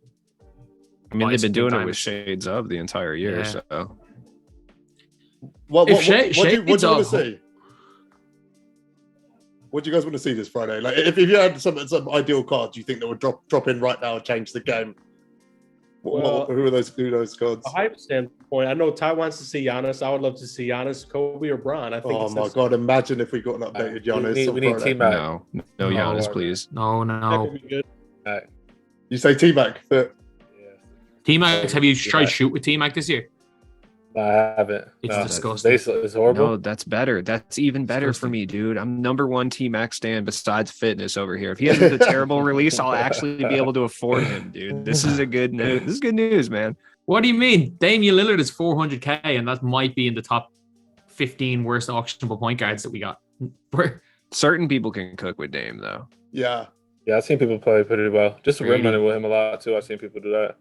the T-Mac's got DeRozan base, right? That's what they've called it. Shit.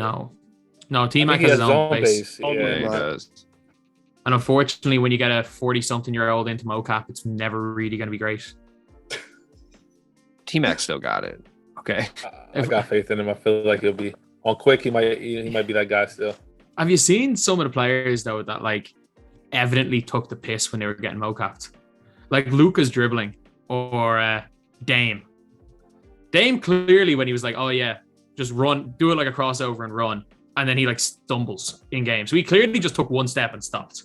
Like, I really love Luka just for the fact that he just doesn't try at any time outside of basketball. No. It's just like, nah, I'm not gonna do this. no, I'm like gonna Luka's smoke Luka behind the back. instead. It's like a 10-year-old putting it behind the back who doesn't really know how to dribble. He was just taking the absolute piss when he was mocapped. You know his jumper's as glitchy this year as it was last year. Has anyone used the Amethyst?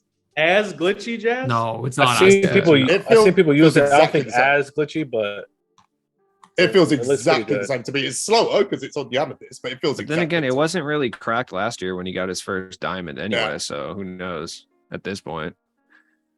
If he Do you drops think on there'll Amethyst, be- it's interesting. I ran against somebody with that card, the diamond card, and he dropped like 30 because I couldn't contest it. I don't think it wasn't publicly known like that on Twitter until I think like RCA made it like publicly known on Twitter. But RCA was shouting released about and it then- day one, and then Yeah, people and started then listening to everybody it. started trying out Luka cards. Yeah. What do you, All right. who do you guys think there's going to be a release or a card, like a specific card outside of like Wembanyama and stuff that's going to be supremely broken this year that isn't typically broken? I mean, Well, Zion for one. Oh yeah, Zion for sure. Zion's got this wide player build, dude, and I swear he has like an extra like 2 feet that you can't get near, and he's able to just bulldoze people. It's crazy. The big dudes are OP this year. So you'll probably see Toby Walker being a baller as well. Oh, can we get Robert Trailer in the game? That would We be so need sick. him. That'd be We so need Track the tight. Trailer in there. We need Sim Vular to get his 2K16 player build back, Oh no. where he was like 3-player with. Wembanyama's going to be nuts, isn't he? So are we We'll see him in the next set, right? yeah, we'll get him end of this year. That's going to be crazy. We might get him during the year. Yeah, he He does is have the like- potential to be the most broken card for a while. Remember we had that free agent Banchero card. Yeah, Oh yeah. yeah, we did. That That's would right. be awesome if he got a free agent. You know, that's a great point you brought up because, like, whether it be like season 5 or whatever, where Mancaro came in, I feel like that brought some hype into the game. And you know, as far as like college fans, and obviously he had a big bunch of fans because he's at Duke. You know, if we could get a taste of it beforehand, that would be really neat.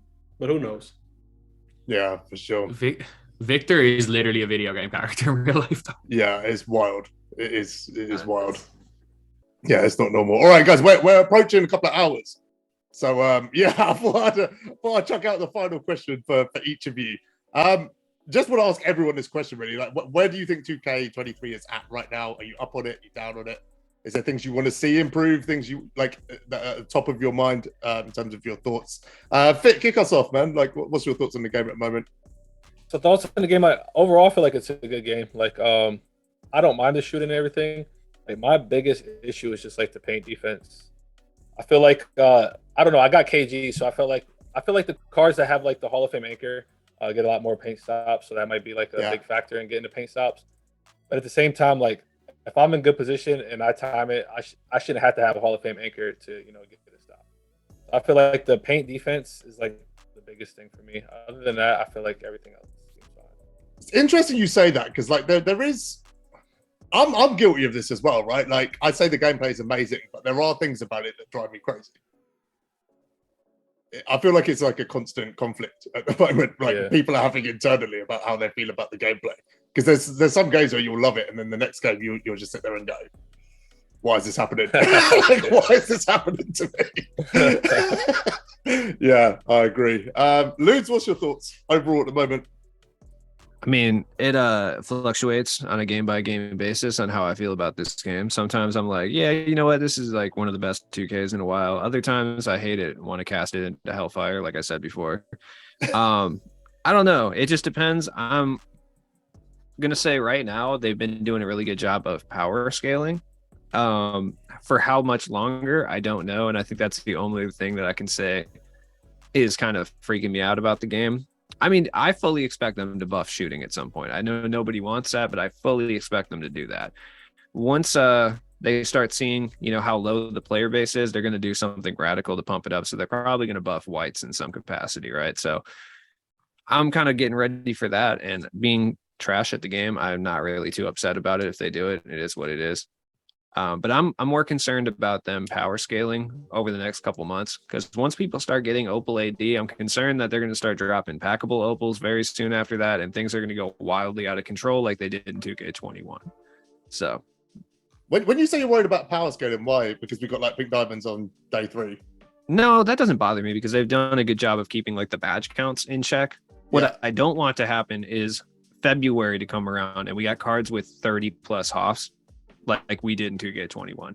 Like the first Dark Matters we got in 2K21 had 30 or 40 Hoff badges, which is insane. Last year they had 20. That was totally fine. Just keep it in that regard. But I feel like people are grinding so aggressively hard this year for these trophy case cards that like 2K is really going to have no choice but to drop packable opals in season 2 just to make sure that pack revenue stays up. And it's only going to spiral out of control from there. So that's kind of my concern. All right, DFS, what you got? Jazz, it's fun to sit here and talk about the game with you almost on a daily basis. I'm enjoying streaming it. Of course, there are things, no game is perfect. There are things that, I would like to see changed. I feel like I'm going to say something that, nobody's really talking about. There's a lot of AI steals going on right now that I just am surprised by, where they'll just go ahead and grab the steal with paint sitting or playing no defense. But, you can have a minor gripe here and there with the gameplay. I understand that. I like shooting how it is. Personally, I hope it does not get buffed. I feel like it was way too easy to shoot in 22. But yeah, obviously, like I said, did the level 40 grind on both consoles, used a lot of different cards along the way. And most importantly, am having fun talking with you and all you guys about the game every day. I wrote a little note here to remind myself to actually thank you for putting all this together. You're out here editing, tweeting, posting on YouTube, the premiere, everything, man. And you don't get half the credit you deserve. So big shout out to you, my man. Appreciate it. Cheers. I really gassed it up like I was going to argue with DFS all episode. Didn't argue with them once. It's been surprisingly calm. I think the most intense moment was Ty and DBG. I can't remember what it was over, but yeah, that was my time moment. DFS, before you go, can you show us the shrine real quick? This is wild. The guy's got 2K shrine. Can we just ignore it just for a second? Here, yeah. So I'll move out of the way, but it's really my mom's idea. Just tip the screen down a little bit. Okay. There we go. She likes to decorate, so she had this idea to put this stuff together. So shout out to my mom. But yeah, I mean, it's fun. It's a reminder how far I've come, in a couple of years, and all the adversity I've dealt with, and crazy stuff that's happened. Moving to North Dakota, coming back. This game has been there, and it's been a lot of fun, and I love talking with you guys about it. So cheers to you guys. Can we get a close up of those pics real quick? I think I gave you a good enough look at the shrine. I think I gave you what you wanted already. Ty, overall thoughts? I say a lot of times, and I've said it before, I said it again. I like the game. I think, obviously when I'm playing in competitive games, I would get mad at certain things, but that happens every year. Obviously the leg spikes are a thing right now, and that's I wouldn't hate it if whites went in, but that's my minor gripe. So, but no, the game's in obviously views wise is down, but I feel like that gameplay wise, I like the game. Yo, what is happening here, dude? What is going on? That was a really here? good take. You know what? I'm gonna. I do respect that you also don't care about whites going in. I really do, because I feel like a lot of comp guys are really aggressive and they're wanting only greens to go in for some reason. So I like that you're on board with just some whites going in. Well, I feel like it's not a bad compromise. My whole thing is I've greened 100% smuggler without takeover. I mean, are we serious, right? I mean, that should not be the only skill. Like that's my whole thing. You should not. You should get rewarded for greening. I'm fine if whites drop less, but that should not be the only skill gap. And that's just kind of, especially with paint defense the way it is. 100% agree. Yep, absolutely. Yeah. Before we throw this over to what I'm looking at right now, I'm going to give my thoughts. God, what is going on? What is happening? Right. I want to kind of just I want to finish with something I said earlier, because I want to go back to it. This podcast is about sharing every perspective and every view on this game, and valuing every person that plays this game, whether they're best player in the world or they've been playing the game for a week. Everyone has a voice. Everyone's voice is important. I don't agree with everything I hear on this podcast, but I listen to everything that's said. I want to see the narrative go away that there's certain people in this community that don't matter. I think it's one of the most toxic mindsets I've heard. And at a point now where we need to get casuals back on the game, we all need to get casuals back on the game, whether it's for views, whether it's for finances, whether it's so I can get a match inside half an hour, get casuals back on the game. I don't want to hear anymore that they don't matter or they're not important, or if they can't do it, go do something else. That is not a mindset that is at all positive or at all constructive. So one of my goals over the next few weeks is to counter that mentality. I just don't like it. It's the first thing that's almost triggered me as someone who presents this, to say, like, we got to stop, man. Let's help them out. Let's give the casuals some advice. Let's give them some tutorials. Let's do what we can to keep them on the game. Let's not just flex and say, I'm amazing and you don't matter, because the best player in the world is on this podcast right now and he ain't saying that. So you shouldn't be either, right? Like, casual's important to everyone. So that's I just feel like people forget that this is an E for everyone sports title. And also there's like no other basketball games. So I don't understand that mindset at all, dude. Like I can't go play another basketball. What do you want me to go do, dude? You want me to play like some random Steam title? No, I can't, dude. Like, this is it. Are you disrespecting 3x3 freestyle basketball? Yes, absolutely. It's worse than Street Hoops for the Xbox. That's the first thing you said in that outfit on camera. Yeah. Just the budget king, dude. Let's hear it. Let's hear it, DBG. Go. You look like the Burger King. I just want to say that. First of all, Jazz, thanks for acknowledging that the best player in the world, King DBG, is in fact on this podcast. Thank you for acknowledging that. Ty just left. But yeah, no, you're fully on the money with that. Basically, yeah, we need as many casuals back playing the game. And the scary part is that everyone that was tweeting out casuals can go do something else. Casuals have already gone and are doing something else. Those casuals have spent weeks complaining are now no longer playing the game anymore.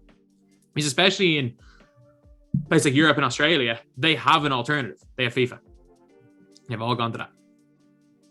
Don't forget the cricket games in Australia. In general, it's like 30-year-old men tweeting at 12-year-olds to go do something else. Like, relax, dude. Yeah. Like, the one thing I've always said it for years is we do need to realize that Twitter is just a bubble and it's the 1%. Yeah. Like, 100%. I think a lot of the decisions that were made in early game were based on appeasing the 1%. Whether that is the way the game was developed, like actually made, green or miss, the way certain grinds were, the way we had all these like stupidly long grinds so that nobody could really complete them all. I think it's moving in a good direction. It's in a better position now than it was in 2 or 3 weeks ago. And I've always said it, that I think that this game is going to be fine. I think that their way what they're doing with my team bodes very well for seasons 5, 6, 7, 8 towards the end of the year. But this has been a horrible start. And I think we can all kind of, well, not even a horrible start. It's been a start that has not interested a lot of people, because I'll say this right now. I can guarantee people will agree with me. Whether you like this game or don't like this game, there is very little to excite anyone. There's very little to say, oh my God, I really want to boot up the game today.